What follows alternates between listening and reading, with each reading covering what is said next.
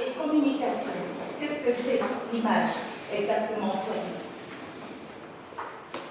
Alors, cette présentation, je la veux, s'il vous plaît, en toute humilité, je la veux interactive.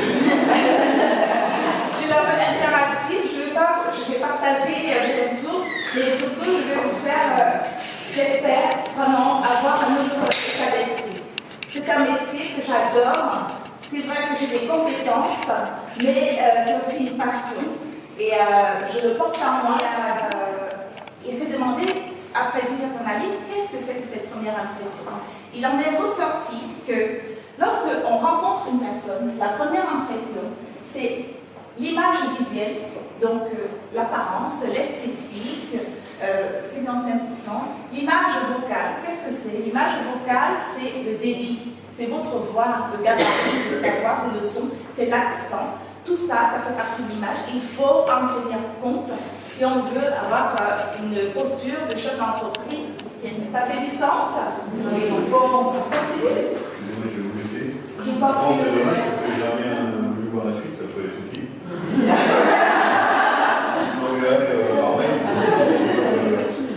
C'est jamais parce que dans quelques mois il y a des élections. Au fil des années, au fil du temps. Et il vous faudra quand même tenir compte de l'impact verbal. Je parlais tout à l'heure de la voix.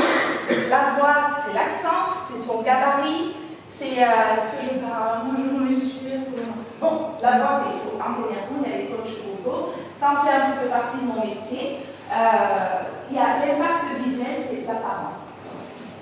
Si vous voulez avoir un bon rapport à l'autre, on se dit waouh, voilà une personne qui se respecte et donc qui me respecte, parce que si on ne se respecte pas, on ne respecte pas l'autre.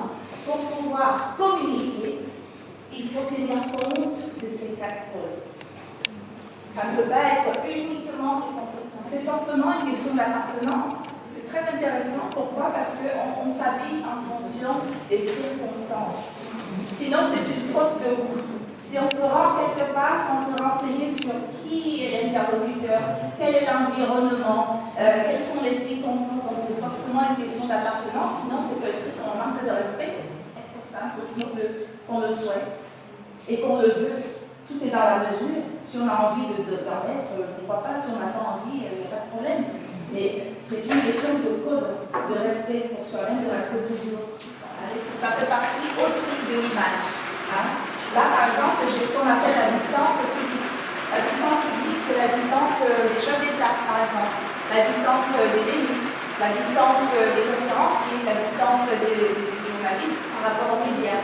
Ça, c'est une distance où il faut quand même faire très attention parce que ce qu'on dit, on ne va pas pouvoir rectifier ou corriger. Il faut quand même préparer ce qu'on a dit. On ne va pas pouvoir dire n'importe quoi. J'attire votre attention sur la distance. Vous verrez qu'il y a aussi d'autres distances comme la distance sociale, la distance personnelle et il y a une autre distance qui est la distance collective. Alors comment faire dans ces cas-là pour comprendre, pour essayer de faire comprendre que tu n'es pas intéressé, que toutes les choses c'est pas toujours évident. Vous voyez cette dame-là à Toulouse, j'ai eu l'opportunité de remettre les choses. Ça demande du tact. Le savoir-être, malheureusement, le savoir-vivre, c'est pas le fort de tout le monde. Voilà. Et c'est important de savoir remettre quand même les pendules à l'heure. Et ça, on peut le faire avec fermeté, mais avec respect. Hein. Et ça passe tout à fait, moi je pense. Ah, vous en pensez quoi?